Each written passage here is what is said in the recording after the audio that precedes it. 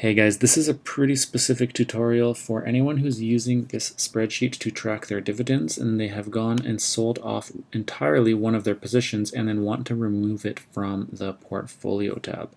So we're going to show you how to do that in this video.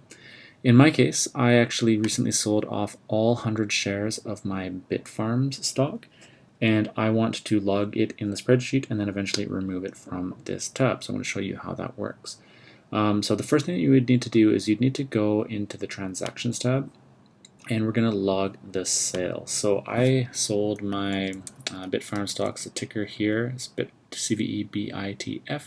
I sold on March 28th, 2022, and I actually sold all 100.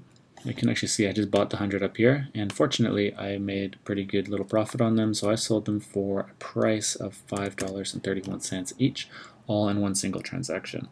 Now you're seeing this attention thing pop up here, and if we come up here, it means we're looking for the average price at time of sale. And we need to find this information on the portfolio tab. It's super critical that you type this in correctly. So we're going to go back to the portfolio tab. We're going to locate what is the average price right now before the sale. It's going to be $4.57. It's whatever is in this tab. So we're going to go back to transactions tab. And we're going to type in 457. It's actually better, even better than typing it, is to copy this. So go press Control C or Command C, depending if you're on Windows or Mac. Come back here, right click on this cell, paste special, and paste values only.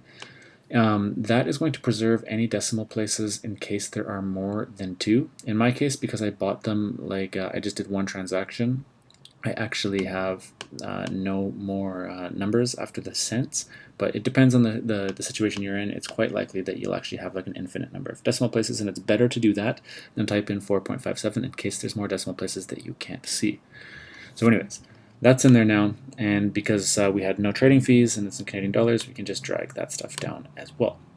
So now we've logged the sale of the stocks, the shares. We're going to go back to the portfolio tab, and we're going to see here now that we have something going on here. We have 0 current holding and a couple blanks and whatever. And this is just kind of ugly to look at, and we don't want this in here. The best way to get rid of it is actually to sort your table, to put it at the bottom and delete some stuff. So the first thing to do, absolutely don't do, is don't click on this the row number, right click and delete the whole row. That's going to cause a whole bunch of problems. Do not do that. What you want to do is you want to turn on the filter in case it's off. If it's off, which means you can't sort things, just come up here and click this little button, create a filter. It's going to put the filter around the entire data table. And then what we want to do is you want to filter, so you want to click percent of holding and go Z to A. It's going to put the biggest positions at the top.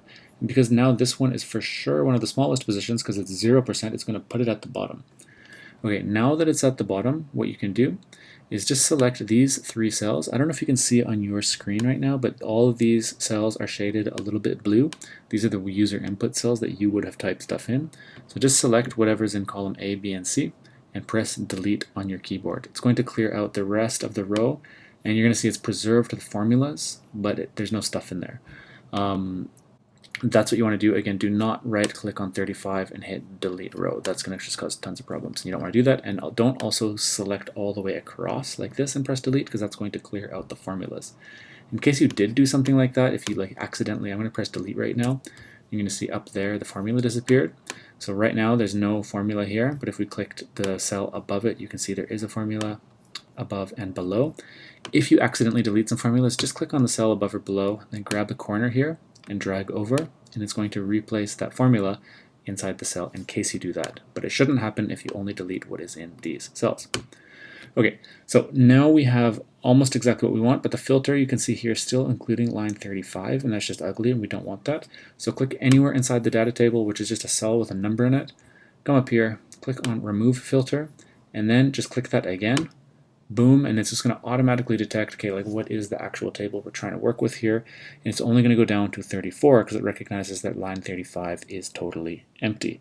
And there you go. So now we can sort this again. Maybe let's just sort it to be something completely different. And you can see here that everything is working properly and there's no blanks in our table. So guys, that is how you remove a position from the portfolio tab on this dividend tracker in the event that you don't want it here because you have sold all of your shares. Guys, thanks a lot for watching, and if you're not already using this dividend tracker, please consider trying it out. It's pretty nice, and links are in the description below where you can get it and join hundreds of other people who are already using this to track their stocks.